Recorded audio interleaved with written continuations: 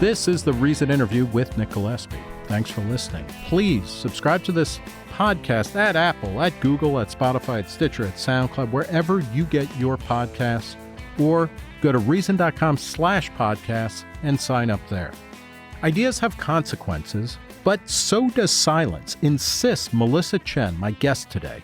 She's the New York editor for The Spectator and managing director of Ideas Beyond Borders, a nonprofit that translates new and classic texts about science, history, and liberal political philosophy into Arabic and distributes them as free ebooks throughout the Middle East.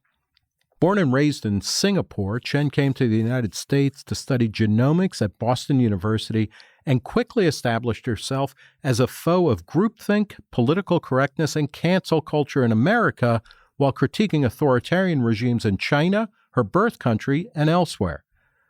A frequent guest on shows and podcasts such as The Joe Rogan Experience, Bridget Phetasey's Walk-Ins Welcome, and The Rubin Report, Chen maintains one of the liveliest feeds on Twitter, mixing long, nuanced threads with sardonic, cutting comments on the news of the day. I'd like to welcome the Arabs to the Schrodinger's White People Club, signed Asians and Jews, she wrote, after some commentators claimed the reason that the suspected Boulder, Colorado shooter, a Syrian Arab, was not killed by police was because he was white. Chen talks with me today about how an obsessive focus on identity politics led the media to keep insisting, without evidence, that the murder of massage parlor workers in Atlanta was a hate crime against Asian Americans, why Hollywood is changing its products to please censors in the Chinese government, and how the best way to counter radicalization is with speech and information rather than repression. Here is the Reason Interview with Melissa Chen. Melissa Chen, thanks for talking to Reason. Thank you, Nick, for having me on. All right. Well, you know what? Let's get right to it. You have one of the best Twitter feeds in existence. Your most recent tweet as of this taping was, "I'd like to welcome the Arabs to the Schrodinger's White People's Club, signed Asians and Jews." What do you mean by that? Unpack that for me. Okay. So, the Jews were probably the first ones to join the club many years ago, during, right after the war. There were all these college admission practices where they were trying to keep the Jews out, and they had quotas. So, Jews were, considered people of color. They were marginalized identities. But along the way, they became one of the most successful immigrant groups and are now considered white. And it's the same thing with Asian Americans. Asian Americans have, in the same way, kind of crossed that Rubicon. And today, what happened was, there was unfortunately just another shooting in America. 10 people were killed, and of course, you had a lot of people kind of jumping to conclusions. There were low resolution images of the shooter, and people assumed he was white. A lot of sort of our media class was, they were tweeting about how the very fact that this guy was taken into custody alive proves that he was white. It was just another white shooter in America. And of course, it turned out that he was actually a Muslim American. He had a very, visibly Muslim name. More details came out. He turns out to be Syrian.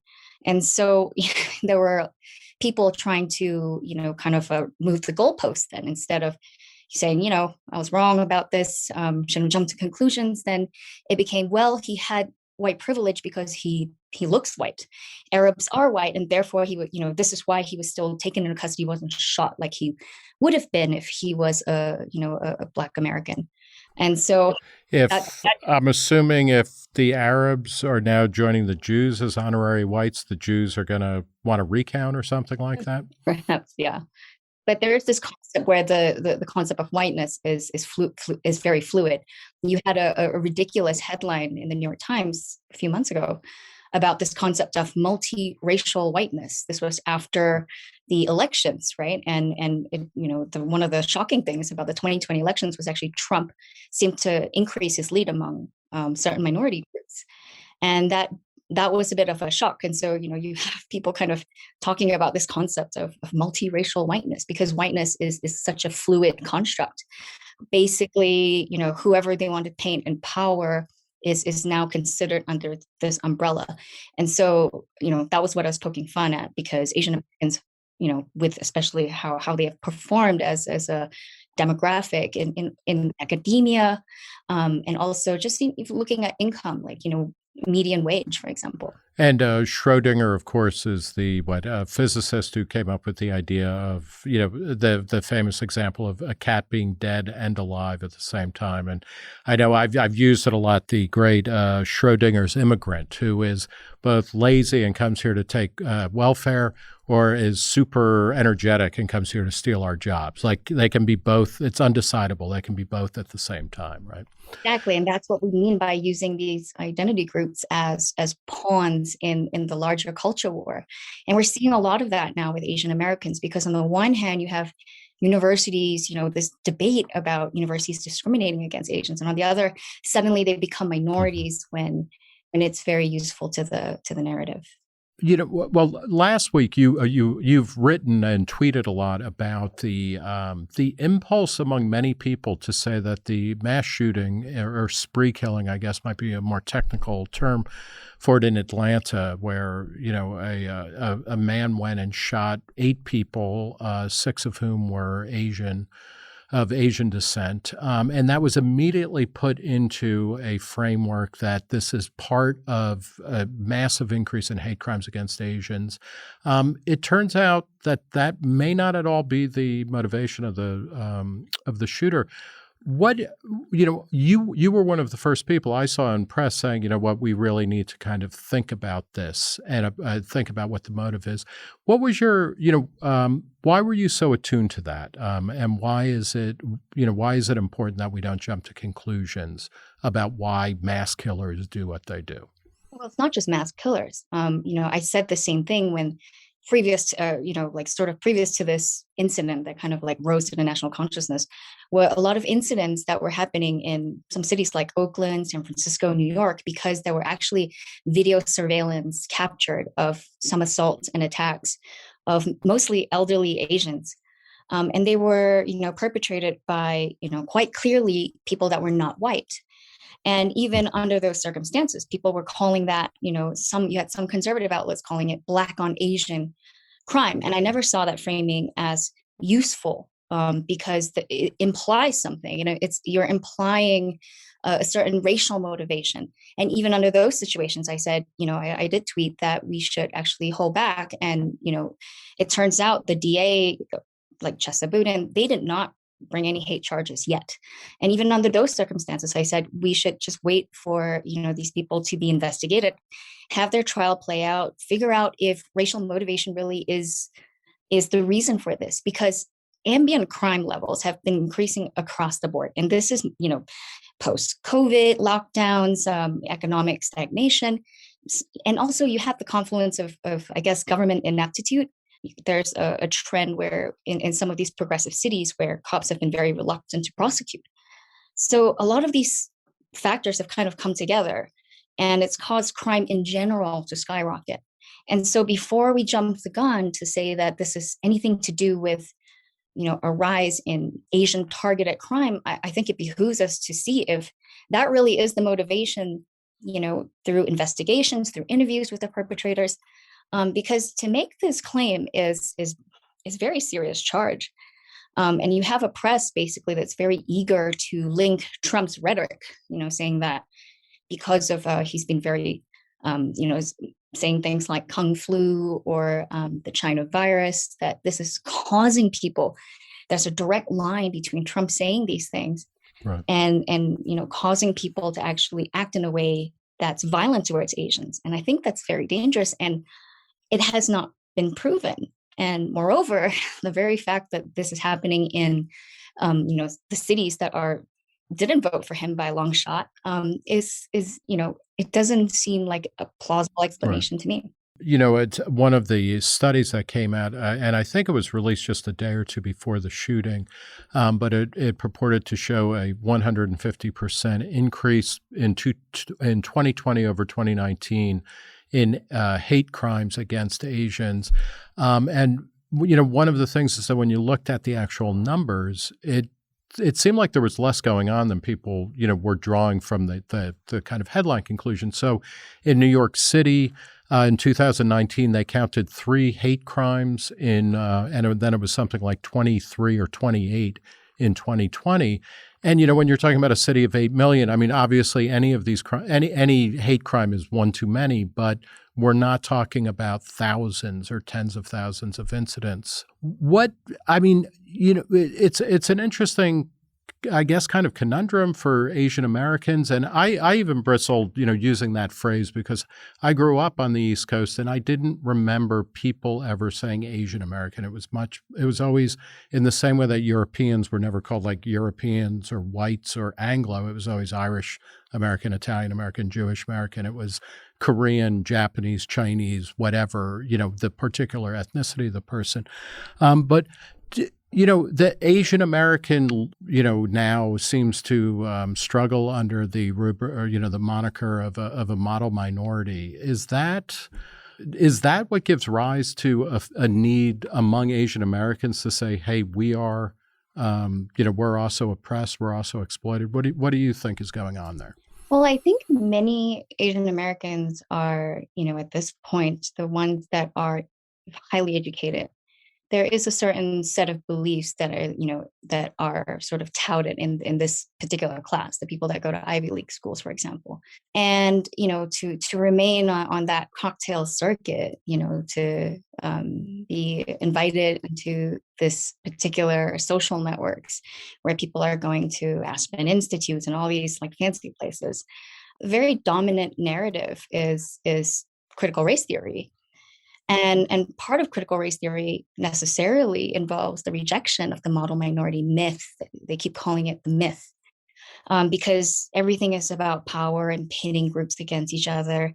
And that's how they view this, that because Asian Americans can be celebrated as a class, as a demographic, it puts other demographics down.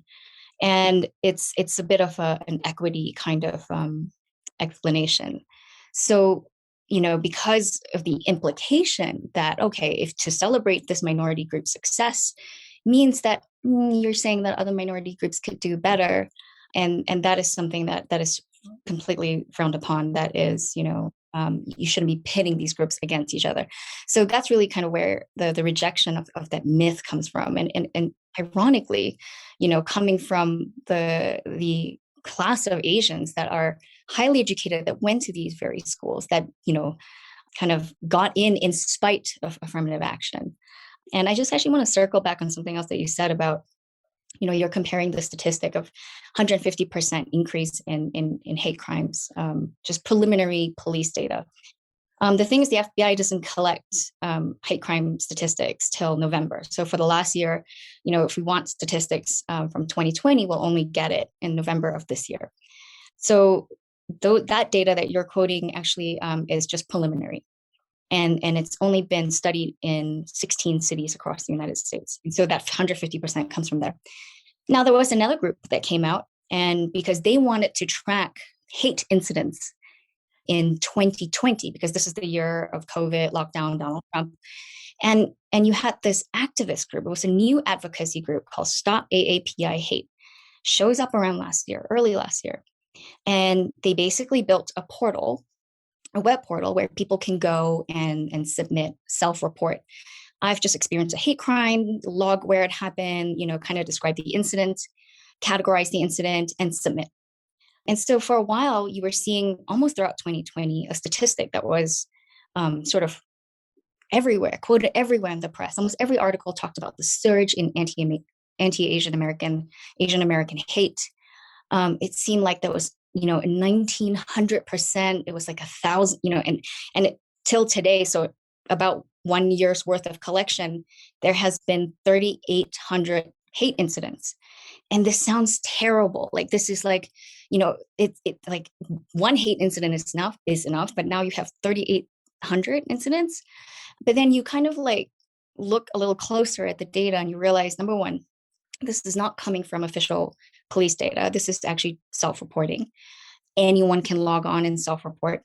Number two, this data was actually also categorized to show that actually majority of this wasn't even violent. It wasn't even a physical incident. We're talking about verbal incidents. We're talking about shunning, like 20% of the hate incidents were actually shunning. So if you've been kind of fanning these flames and getting Asian Americans to think that people are out to get them, you're walking in a supermarket and somebody gives you a stare, you might log that as a shunning incident, or this hostess at a restaurant didn't want to serve me. Could be for any reason, but there's a bit of confirmation bias going on now because you're actually looking for it. That's why this narrative is dangerous. And when the media was uncritically parroting this statistic everywhere, quoting this advocacy group that sprouted out of nowhere just 1 year ago, I expected the media to at least put some context, at least mention that in the pieces. But we saw none of that. And by October, you had the United Nations writing a report excoriating Donald Trump for his rhetoric, and then putting in the report this exact statistic from the same group. And all of a sudden, the next thing you know, the next iteration of the news cycle became the UN says that Asian American hate crimes have increased, blah, blah, blah. And this comes on the heels of Donald Trump's rhetoric. So now it has the credibility of the United Nations. And it's just been quoted as a United Nations report. Which may mean that it has no credibility at all, right? I mean, that's the upside. But yeah, that's an amazing, kind of story or thumbnail of how data or factoids, things that have the shape of facts get created and circulated.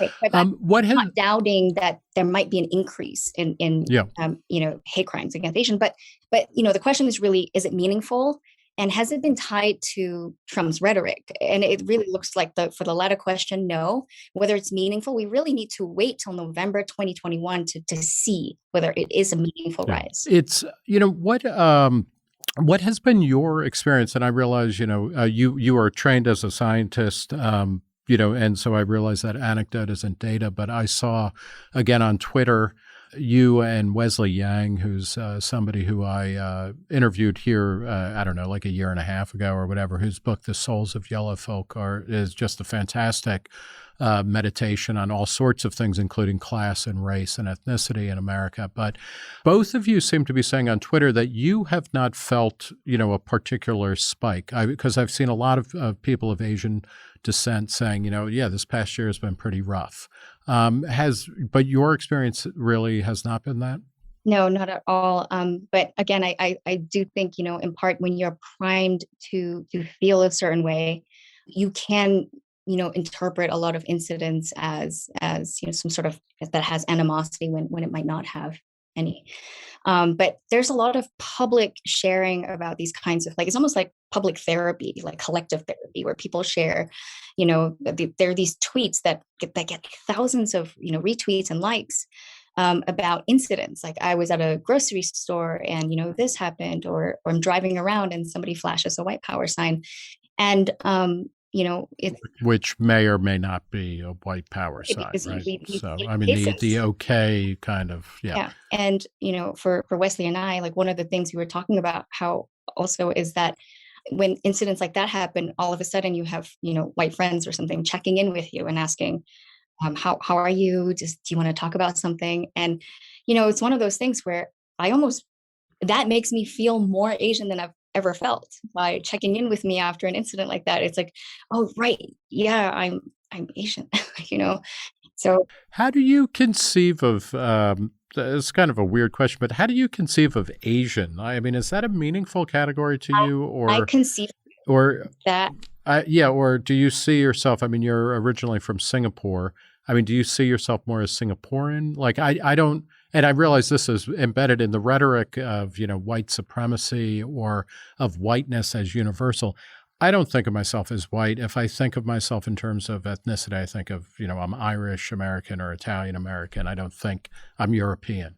But do you see Asian? Is that like something that's very big in your head, or is it something different? So I conceive of myself as Asian the way Kamel conceives himself as Black, which is Camille Foster, which is, this is a fiction.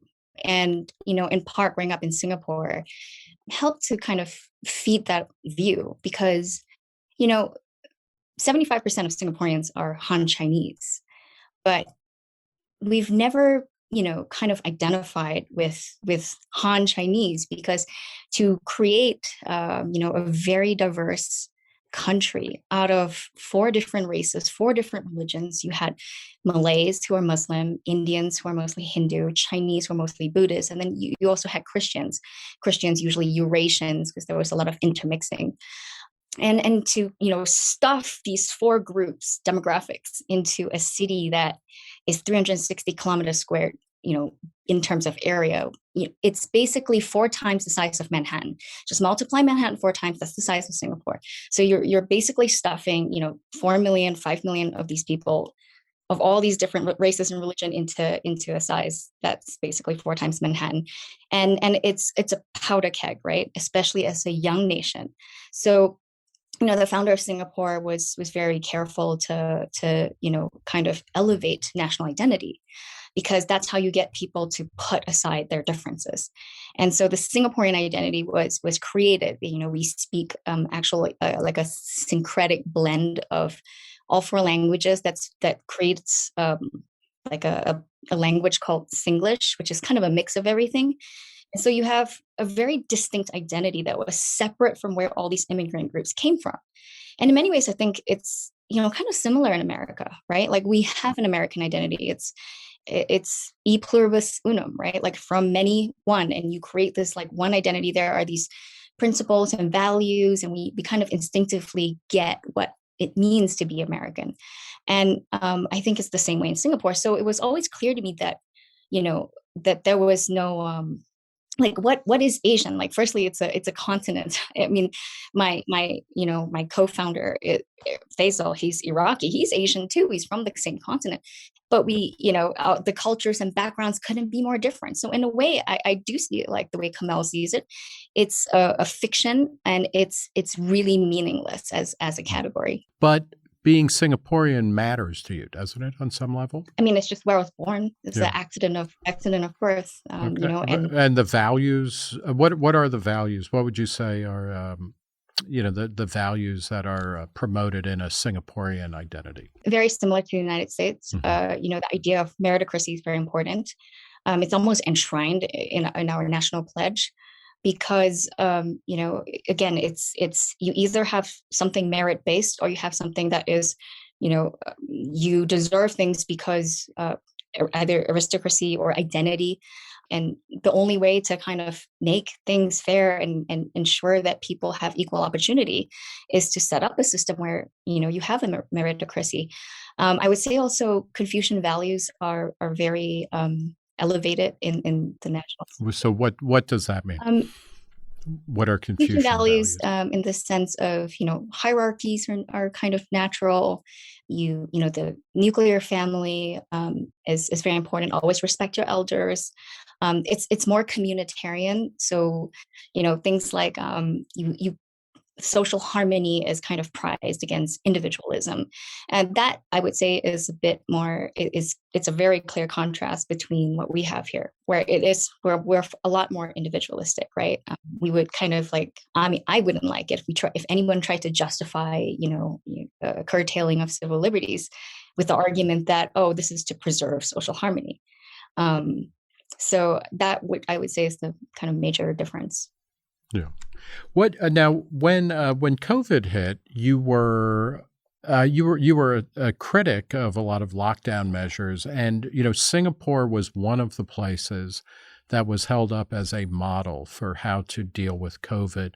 What was wrong about Singapore's model, or was it that there was something fundamentally wrong with it as far as you were concerned, or it's that it's just fundamentally antithetical to how a free society should operate? I mean, by all accounts, Singapore did very well. And by well, they did manage to keep the cases very low, except for like a flare up with low-wage, blue-collar immigrant workers, which actually the root cause of that was stuffing them in these dormitories. And so it really did highlight the foreign worker plight in Singapore. Because Singapore, like a lot of countries, and and arguably the United States as well, there is a group of people who don't who weren't born there, who come there and labor there and do a lot of the grunt work Exactly. and are kind of segregated out of regular They, society. And so in Singapore, these people don't have access to the same social welfare benefits or citizenship or they have anything. path to citizenship unless maybe they married a local. But yes, they really shine the spotlight on this kind of like two-tiered system, right? And on a parallel worlds where these workers actually, have, are paid really low wages, and so it was good that it kind of sparked that conversation. And I think that what happened, it will improve their prospects. But by all accounts, other than that one blip, Singapore did, perform really well by most measures. And they never really had to lock down schools the way we did. But here's what happens if let's say I want or you wanted to travel to Singapore, you would have to be quarantined in an airport for 2 weeks. So they shut down the borders and it was a mandatory quarantine. You would be tracked. And if you were found to have violated your quarantine, as a American FedEx pilot discovered, he basically left his quarantine, I think half an hour earlier to pick up some drugs at the pharmacy before his flight back to the United States. He got arrested and he was jailed for 2 days. It's from our perspective, something like that would be ridiculous to jail somebody for breaking a quarantine half an hour early. We're not even enforcing our quarantines, right? So even domestic travel, we've not even been enforcing it. But, the Singapore mindset has always been to sort of enact certain punishments to make an example out of people, because these examples then become deterrents for other kinds of behavior. And in a way, that's actually a very kind of like tiger mom Asian kind of mindset. We have to, make an example out of you. And so I think that's why you had such harsh punishments. And then they also started creating these apps to allow tracking. And I think one of my criticisms of it was actually that, the government basically said, don't worry, this app is just to, track the spread of COVID. But of course, it was used actually, and some data was turned into the police, who used it to arrest 2 individuals. So it's the classic slippery slope kind of problem that we worry about came to fruition. Otherwise, I think it's a totally different country with very different ideals. And at the end of the day, they didn't have to shut down their schools. Right. Businesses were actually open for a much longer time. And it remains to be seen, which methods was, better. Yeah, and it's not clear that we had to shut down, right? I mean, shutting down the schools seems to have been a complete waste of time and resources, with probably very long-lived ramifications that we can barely begin to conceptualize for the Exactly. moment. You came over to the United States from Singapore in order to study, and you were studying genomics.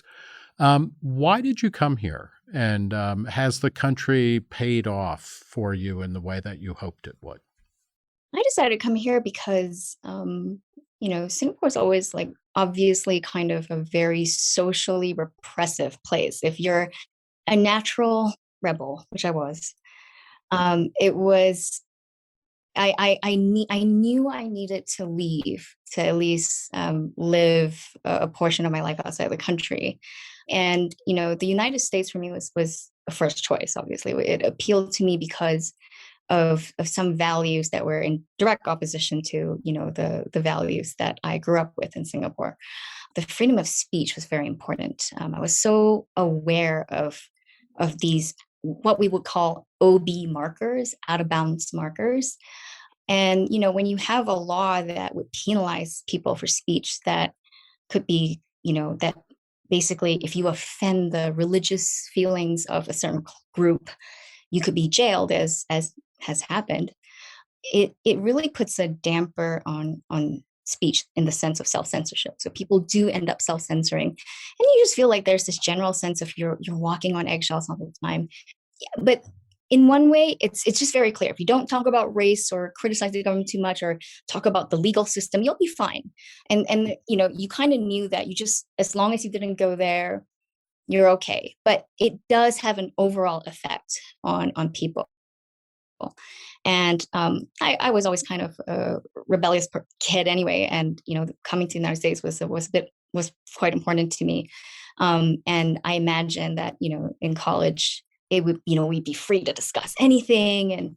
And of course, when I got there, Yeah, you really picked the wrong time to come to the I United picked the right States, time. right? By the time I graduated, it was 2009.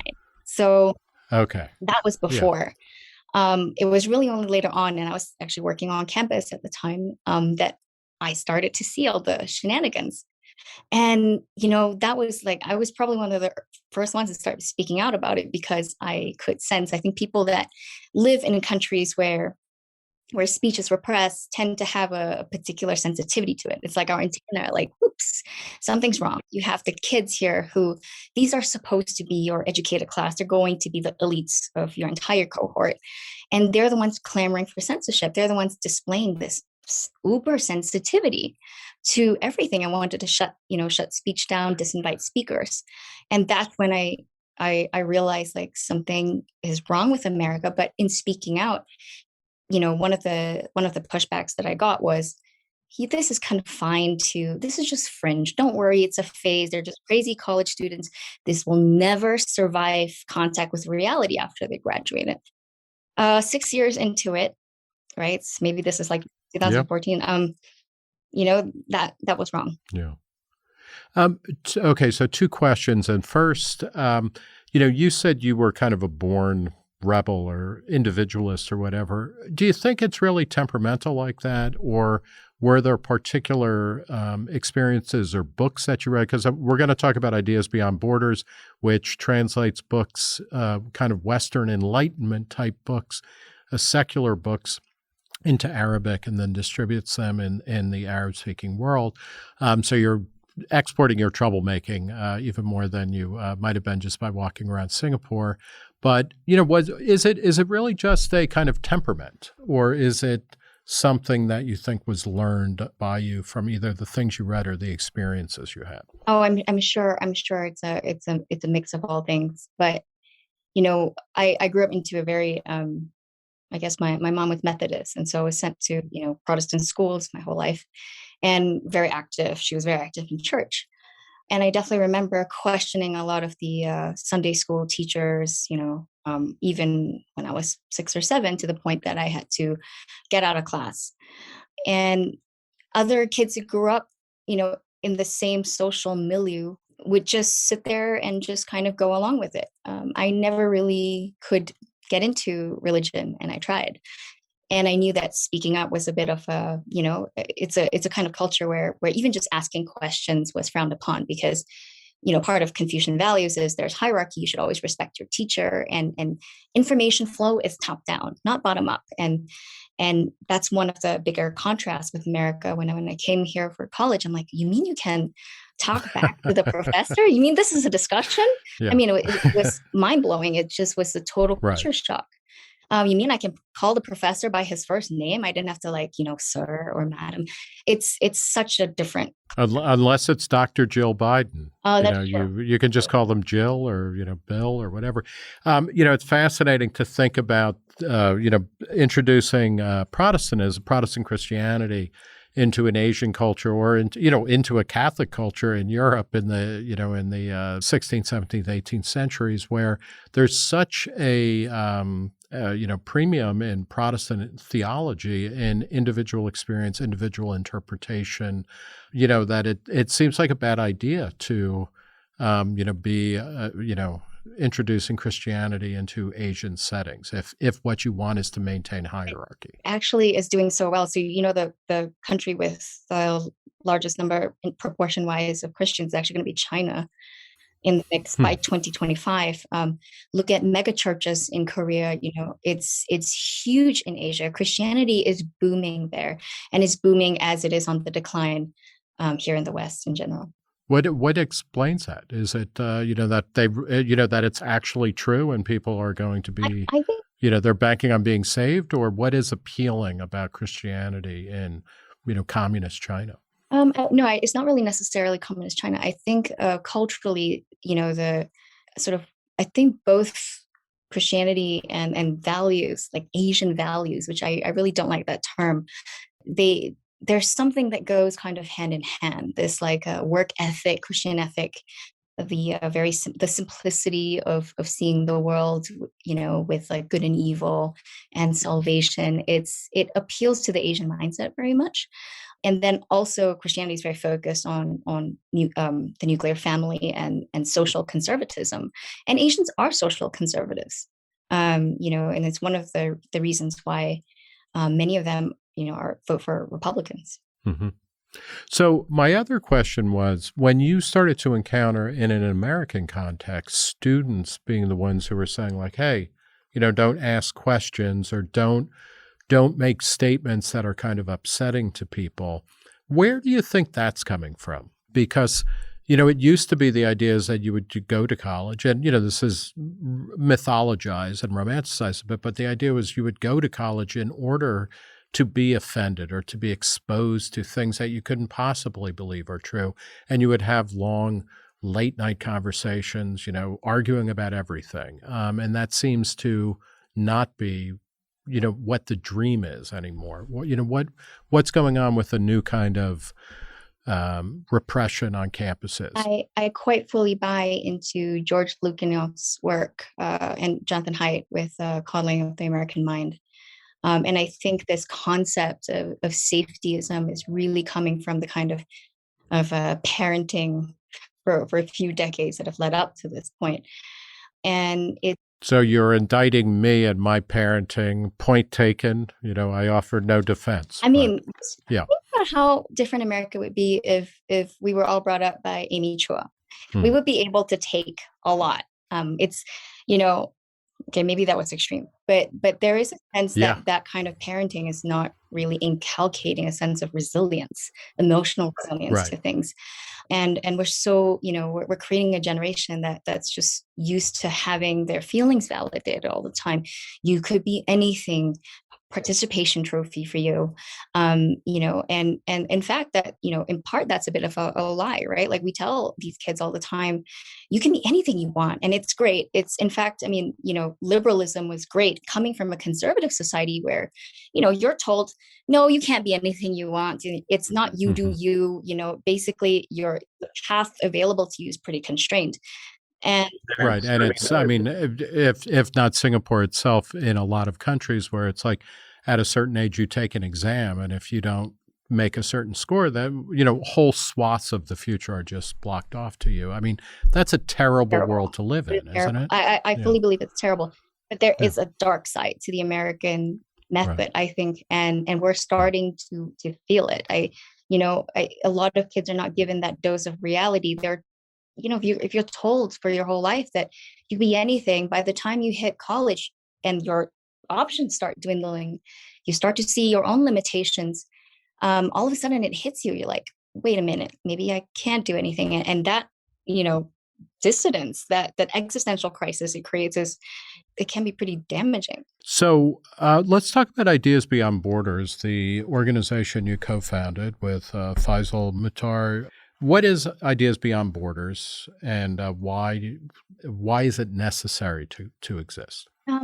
It's an organization that, my co-founder, who is from Iraq, we started to really fill a role. We wanted to plug a gap in knowledge and expose, people that speak Arabic to ideas that were just not really available in that language. Mostly because, a lot of these books are just not translated. And the translations are hard. They're not economically feasible. The book markets, publishing markets in most Arabic countries, Arabic-speaking countries, are actually not robust. I always give this statistic just for people to have an idea. A New York Times bestseller here in the United States, you would need to sell about 5,000 copies in 1 week. An Arab bestseller will be, a book that sells 5,000 copies in an entire year. So, and we wanted to kind of change that. There were a lot of books that we thought should exist in Arabic, that we should, have people be given free access to, that were ideas about books about the Enlightenment. We actually just did translating John Stuart Mill's On Liberty. the graphic novel into Arabic. We're doing science books about philosophy, just to kind of reignite this culture of reading. There was a time when the Arabic speaking world was actually, very pluralistic. Scholars used to go Sure. there. There were libraries everywhere, and it's changed, and it never really bounced back.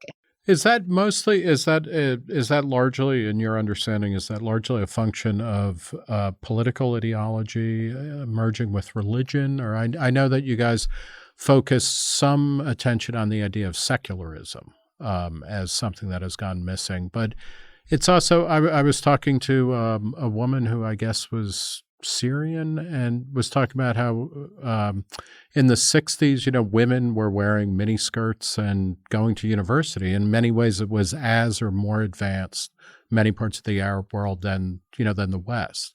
So is it simply Islam, or is it also Islam plus kind of nationalism or pan-national? Definitely the latter. I think Yeah, Islam was co-opted in a way to shore up power.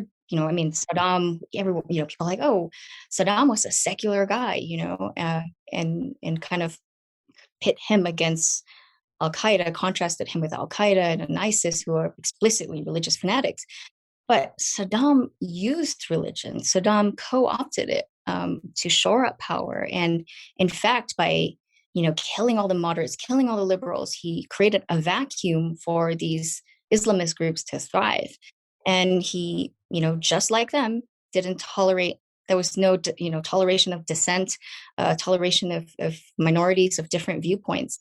So they were kind of a manifestation of the same intolerance. How many people have you reached, or how do you measure the reach of ideas beyond borders? And generally, you translate the books, and I know I've talked to Faisal about this. I mean, it's pretty stunning and inspiring. You get people generally who live in that part of the world to translate books at real personal risk if they're unmasked, but then you circulate them as PDFs or as Mobi files and things like that. But what's a hit for you, or what is the reach of your operation? So a book like Steven Pinker's, initially, like Enlightenment Now, it's a very thick book. So that took a long time to translate. A book like his got 12,000 downloads in the first 6 months, just from our website alone. And that's what we can track.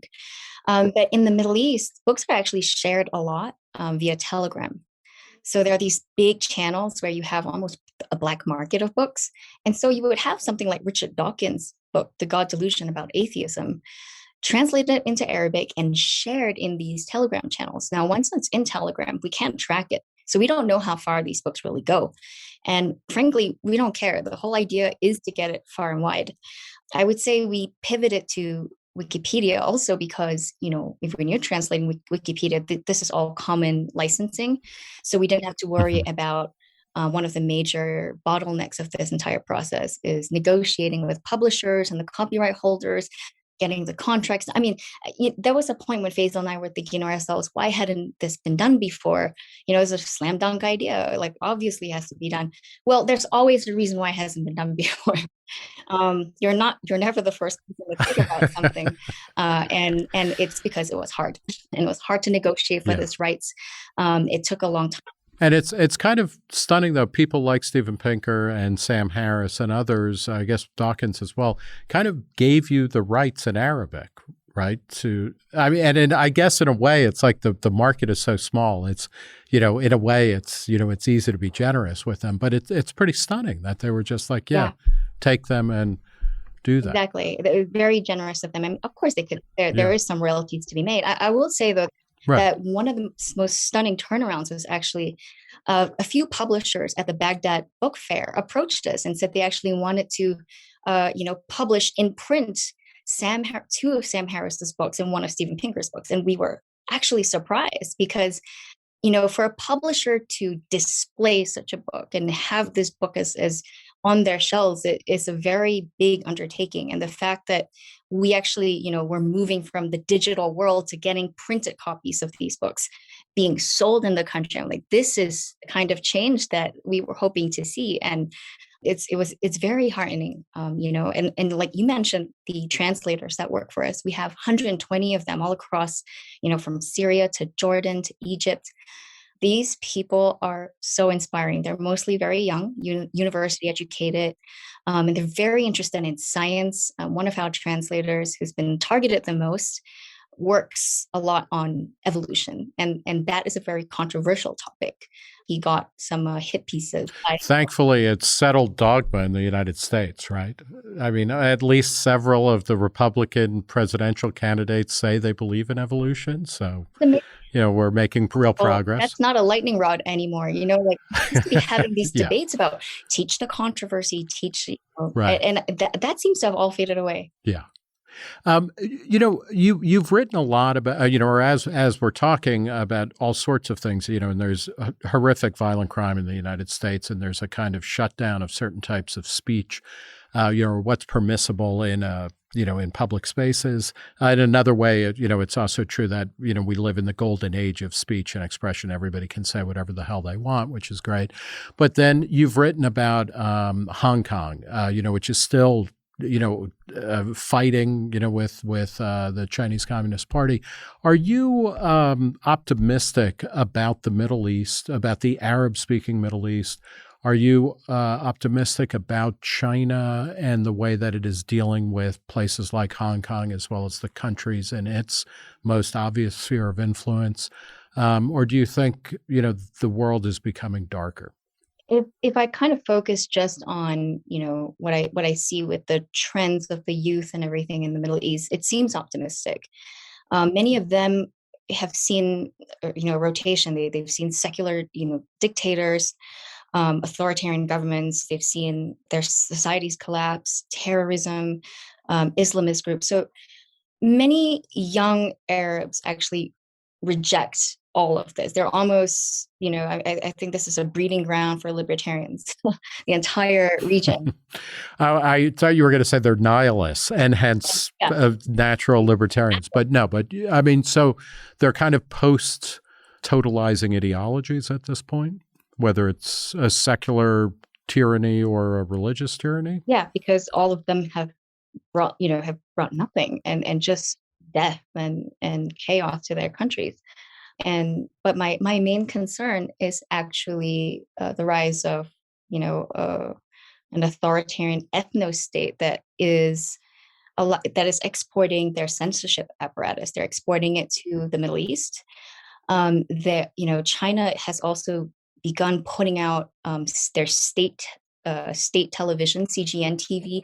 Xinhua News Agency has, both of these outlets have Arabic channels, where you have an Asian girl speaking perfect Arabic, perfect accent. And, during COVID, a lot of these channels were actually spreading misinformation.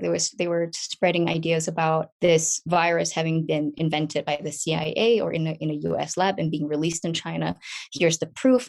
And so you have, China basically winning these Arab countries over also by soft diplomacy, by the Belt and Road Initiative. I think it was very telling that majority Muslim countries in the Arab world did not sign the letter condemning China to the United Nations for their treatment of the Muslims, the Uyghur Muslims in Xinjiang.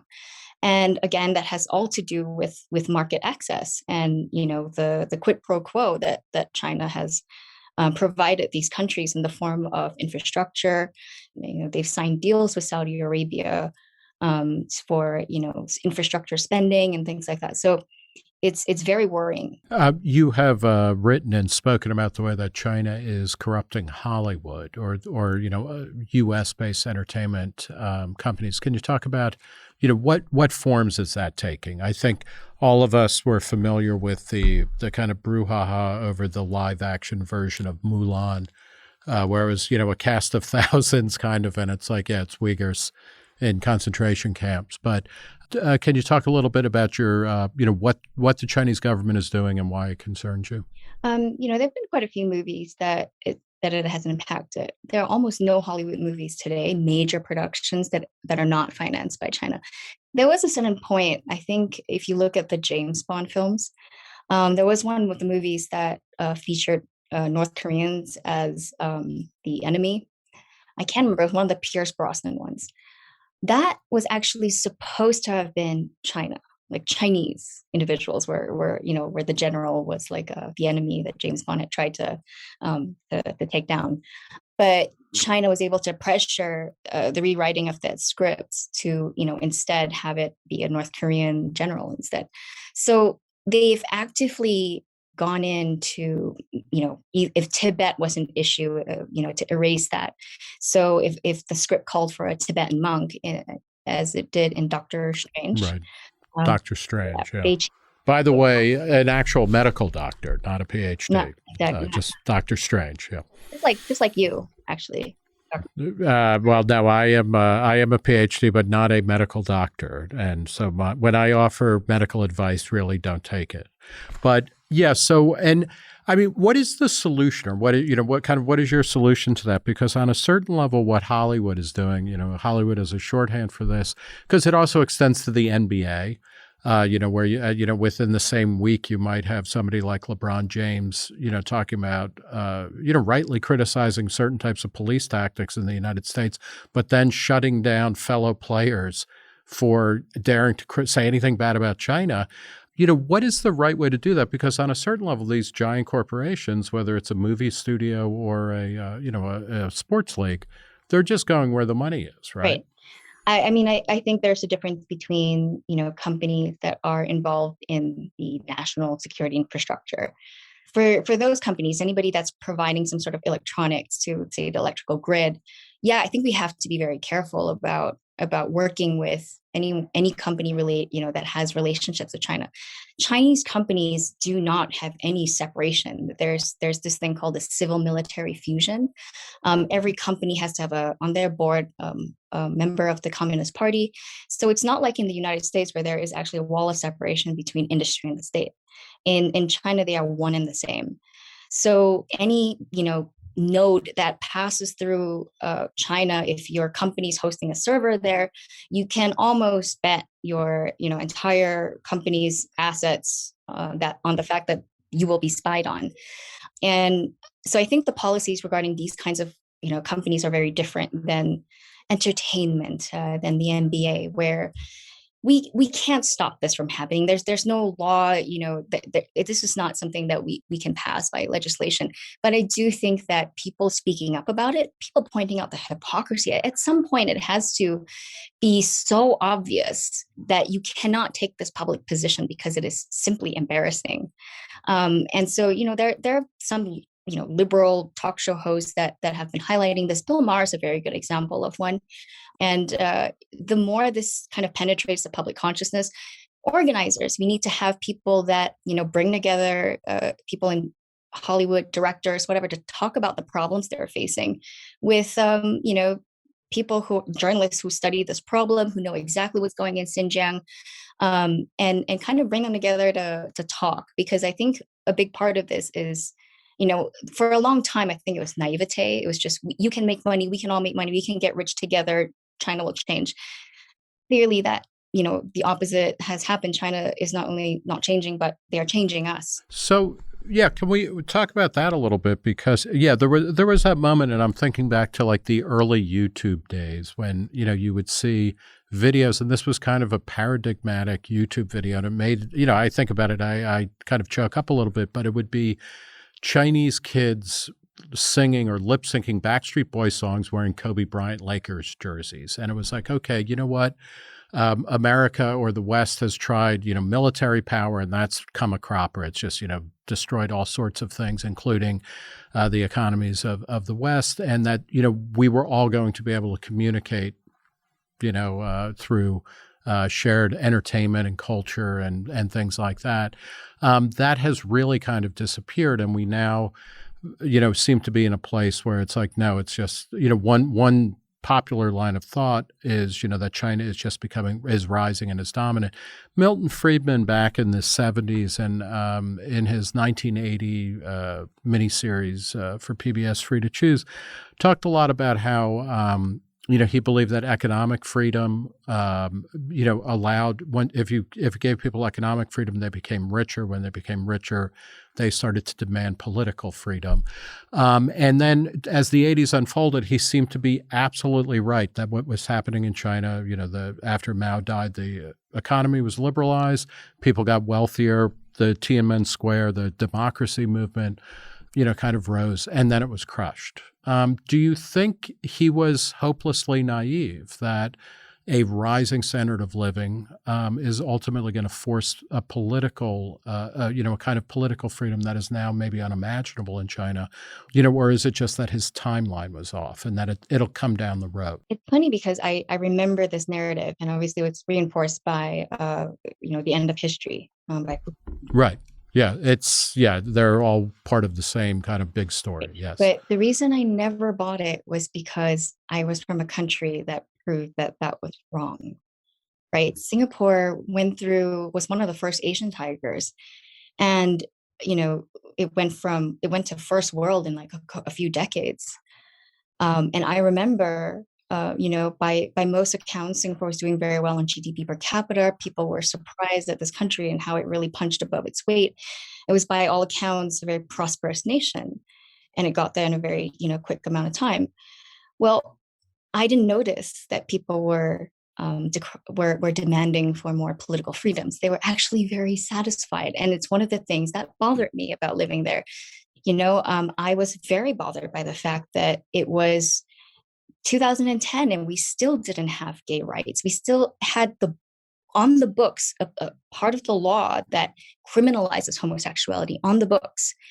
And I could see that people were very happy with the government and realized that as long as it was prosperous, as long as their, Maslow's hierarchy of needs were met, most people didn't need the self-actualization. Most people didn't need that at all. And, the Gulf states also were kind of going down the same route where they were getting very wealthy, mostly oil money, sovereign wealth funds were swelling, but people weren't trying to change and call for change in terms of more political rights, liberalization of social norms. They were kind of static. And so I kind of had a sense something was wrong with that thesis. But, the one thing that I kind of think it's unfair to judge Milton Friedman for is, in China's case, it's not a really fair assessment because China never really had a two-way street in terms of communication. So they had this big firewall, and as they grew, they were able to keep their own population in the dark. Now, if those walls were taken down, if the average Chinese person could read everything about the world from the comforts of their own home and learn about the world that way, maybe they would have they would have actually demanded for more political freedoms. We actually don't know. Well, do you think it's likely? I mean, is it likely that the Chinese government will really be able to maintain, a strict kind of firewall, or, is it already happening that, you just can't keep the world out for too long, especially the more you trade with it, even if it's under very constrained circumstances? Well, that's what we thought, right? But the way technology has gone is actually, it's reinforcing the surveillance state. It's actually shoring up their authoritarian power in a way that's almost unprecedented. That there's an amazing article in The Atlantic, the Panopticon is already here, about how they're deploying that in Xinjiang. And whatever you're seeing in Xinjiang, that's going to be deployed for the rest of the country. The social credit system. This is the broad social credit system where everything you do kind of gets tracked. And it may be, there may be a state version of that, and there may be a kind of private sector version of that coming in America. You've written one of the stories that you wrote for Spectator USA was about how Yelp is starting to add certain elements of a kind of social credit system to it, right? Could you talk a little bit about that? Yeah, I think that was with regard. I can't remember what the story was about, like the actual And It was about like racist or racially charged behavior was noted at a restaurant or yes. something like that, that they had a Yes, and, tag. and and there have been a few cases of this nationally where an owner, I think in one case it was a white woman who started a Chinese restaurant, and she declared that this was like a healthy version of Chinese food, clean. She used the word clean eating in her Instagram post to promote the restaurant, and people jumped on that and said, "Wait, are you saying that Chinese food is dirty? You must be racist. And anyway, a white woman starting a Chinese restaurant is problematic or something to that sort." And so she, the review system, Yelp review systems were actually weaponized. It became a frontier for the people accusing her of racism, and when Yelp starts saying as a policy, we're going to actually note when a restaurant has been accused of racism. This is like saying, all right, we're just going to have profiles for everybody. We're going to note when somebody is accused of Me Too, accused, and just have that label in their profile, and it's going to stick. What could go wrong? I mean, this is, mob rush to judgment on steroids, and it's going to follow you. I mean, Europe is slightly better at this. I think they have things like the right to be forgotten, and they care a little bit more about privacy. Although they also care a lot more about controlling expression, Yeah, right? So that certain exactly. kinds of thoughts or words are verboten. You can't buy and sell certain things. As a final point, and I'm going to mangle the pronunciation because I think it's Latin, and even though I took 2 years of Latin in high school, I have no idea how to pronounce it. On your Twitter feed, which is Ms. Mel Chen, and there'll be links to this at the Reason page for those who are listening, you have a slogan that is Capere Aude, CAPEREAUDE. Do you remember what that is, and why is that important? Yes. My Latin is also bad, but thankfully, it's not a microaggression to mispronounce Latin. Yeah, not anymore, right? Because Italians kind of became white Yep. when Joe DiMaggio hit in 56 games in a row. Italians became white. Except for the New Jersey one, They're the worst. They're garbage. Yes. So what does Capere Aude mean? I think it's Sapir Aude, SAPRE. Okay. It translates to dare to know, and it's was kind of seen as the motto of the Enlightenment period. And I've always kind of identified with that phrase because, the idea about daring to know something that is forbidden, know something that is, knowledge that was kept, because at the time during the Enlightenment, it was controlled by the church, and the church was the one censoring all other publications, and poor Voltaire had to be exiled. And you had to meet in these secret salons to discuss ideas, and the entire encyclopedia by Diderot was published in secret. And I've always identified with that because I think like this idea that right now we're kind of living in that culture again where there's certain ideas that we're not allowed to kind of talk about in public, not because of government censorship, but because, of certain social mores, like questioning certain ideas, maybe even putting out data. You had people fired for just quoting statistics that were coming out from academic journals. And, it's not about knowing all the answers, right? It's the most important thing in life is knowing that you can ask questions that lead to the answers. And we now live in a time where even questions cannot really be asked comfortably about certain topics. And so I kind of use that phrase to remind myself of not, don't be afraid to ask, because having all the questions is actually more important than having all the answers. All right, that's a great note to end on. We're going to leave it here. We've been talking with Melissa Chen. She's the managing director of Ideas Beyond Borders. She's a columnist at the Spectator USA, and you can find her on Twitter, Clubhouse, and virtually every social media platform. Melissa, thanks for talking to Reason. Thank you, Nick. This has been the Reason Interview with Nick Gillespie. Please subscribe to this podcast at Apple, Google, Spotify, Stitcher, SoundCloud, wherever you get your podcasts, or go to reason.com/podcasts and sign up there. Thanks for listening.